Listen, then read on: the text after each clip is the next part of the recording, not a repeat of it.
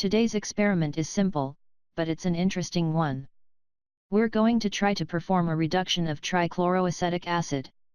Trichloroacetic acid is otherwise known as TCA, and it's present in some skin products and skin peel treatments. It's the product of completely chlorinating acetic acid using chlorine gas. So here's our two starting reagents.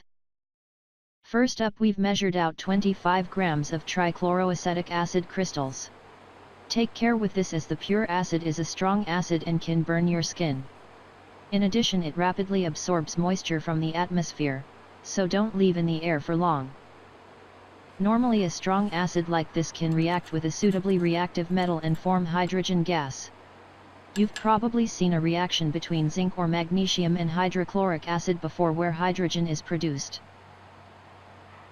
So bear this equation in mind, because what's going to happen is quite different in this case.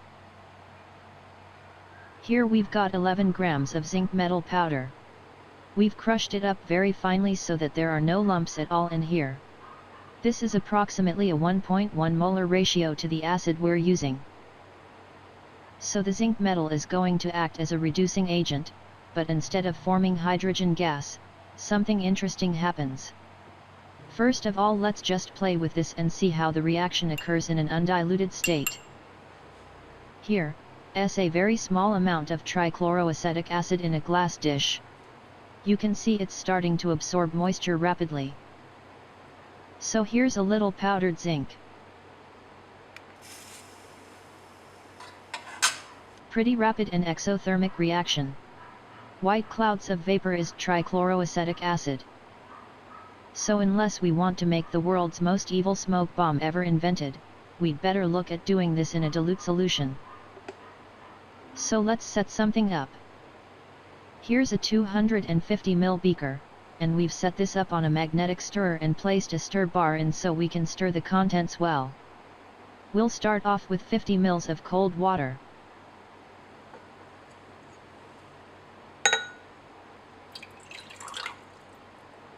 We'll add the trichloroacetic acid and get it into solution.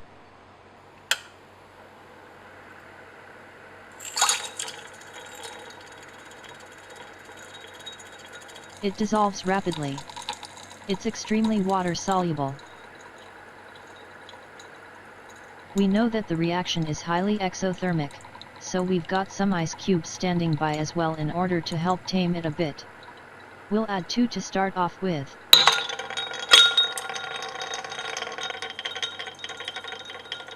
So now for the zinc. We'll add this very slowly.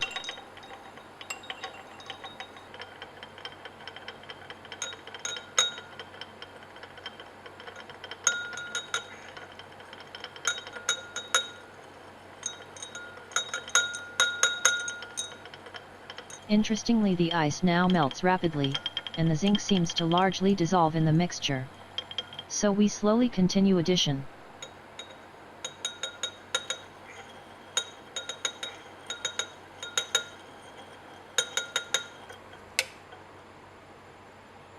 You can see a few specks of zinc at the bottom, but it reacts rapidly and dissolves. If we add without stirring, you can hear the reaction take place, and there are a few bubbles of possibly hydrogen gas evolved.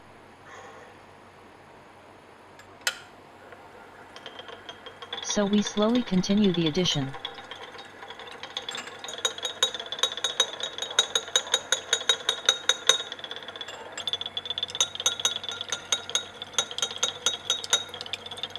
You can see there's no effervescence. No gas produced.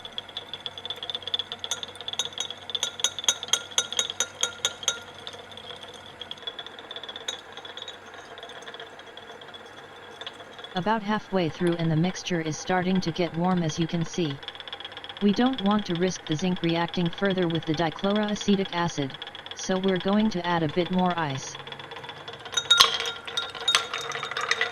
And continue addition.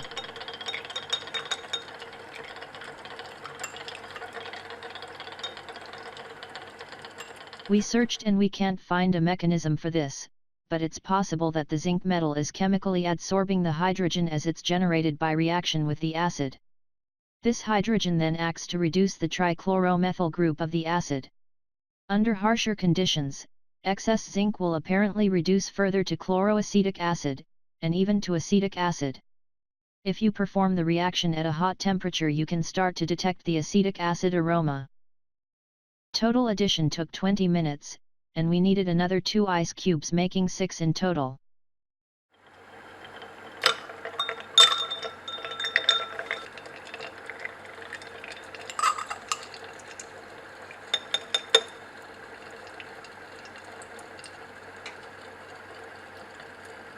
So here we are with all the zinc in. We left this stirring for another 20 minutes to ensure that the zinc reacted completely. Okay, so here we are 20 minutes later. There's still a small amount of unreacted solid in there, as you can see. It's still slightly warm, so we'll cover this up and chill it down so that it's nice and cool, ready for the next step. Here we go. So first of all, let's do a quick test. If our reaction did proceed as expected, the organic acids present in here should now exist as the soluble zinc salts. So let's test the pH. Not strongly acidic anymore, but still slightly acid, as we'd expect from a very strong acid coupled with a weak base. To convert the zinc salt back to the organic acid, we're going to add a strong acid which will shift the equilibrium. So here's 10 ml of 50% by volume sulfuric acid. Let's add this to the chilled mixture.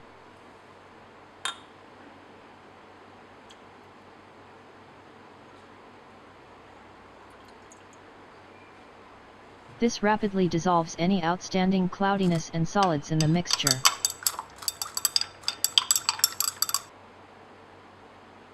Hopefully now our organic acids are much more likely to be in their acidic form. Let's just test the pH. Very strongly acidic.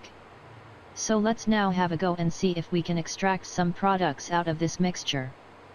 Chloroacetic acids are very soluble in water, but they are also soluble in diethyl ether, so we'll use some of this to see if we can extract the organic components out of the mixture. Here's 40 ml of cold diethyl ether.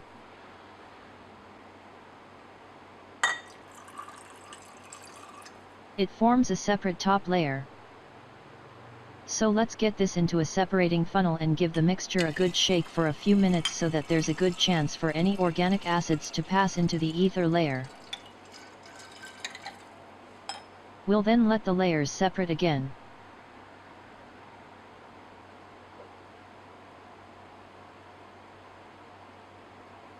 We'll drain off the bottom aqueous layer.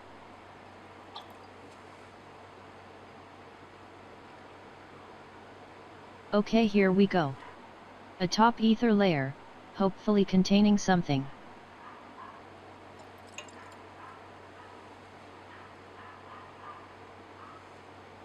We'll dry this using some anhydrous magnesium sulfate. And after about 10 minutes it should be dry, so we'll decant off the ether.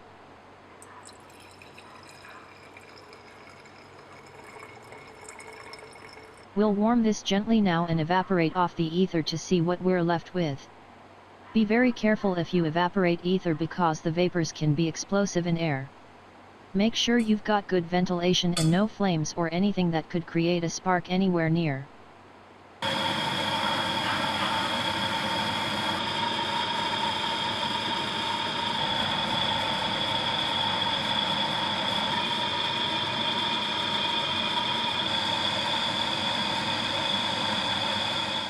There's a little bit of ether left and it's quite tricky to get it all evaporated as it seems to stick in the mixture. So we'll keep on heating and place a thermometer in the flask so we can measure the temperature. Soon we're up to 90 degrees C and the ether vapors have completely disappeared. We'll keep on heating now and see if we can drive off any water that might be present.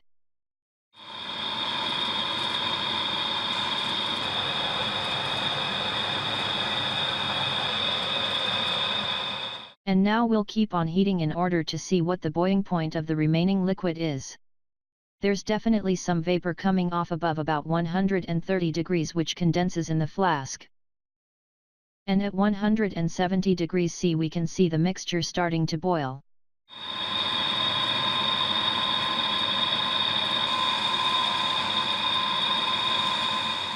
Here's what we're left with on cooling.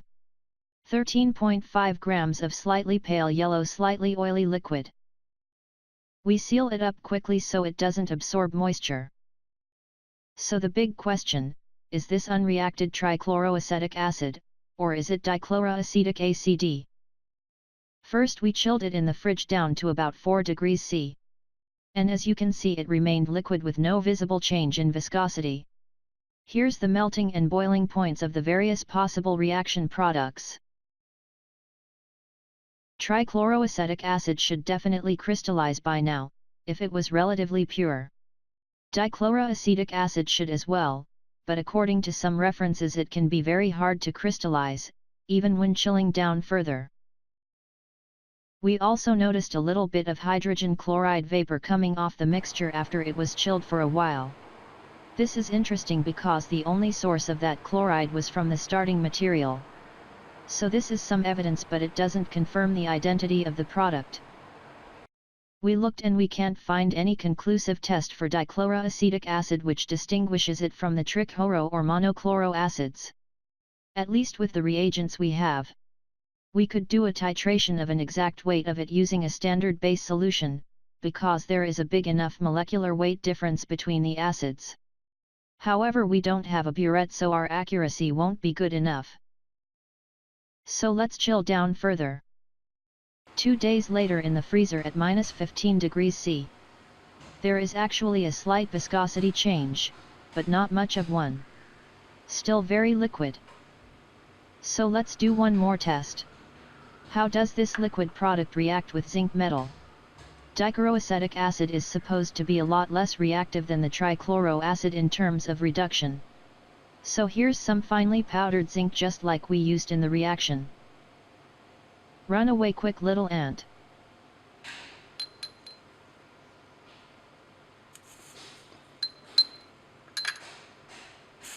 It's not quite as vigorous as the pure trichloroacetic acid, but still a very rapid and exothermic reaction.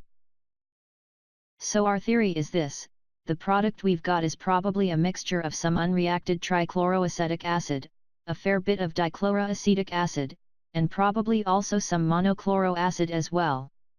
Hence the difficulty in crystallizing. The aroma is slightly different to the starting material, and has a slight fruitiness to it as well. Perhaps we've inadvertently made some esters somehow if our ether contained a bit of ethanol? So this is a bit of an inconclusive reaction. It probably does create a fair bit of dichloroacetic acid, but the reaction products are very hard to separate in a pure form. Just a word of caution. Be very careful with this pure liquid product as it is extremely damaging to your skin. We did a tiny test and you can feel it burning badly within 2 seconds. Don't try this unless your name is Nile.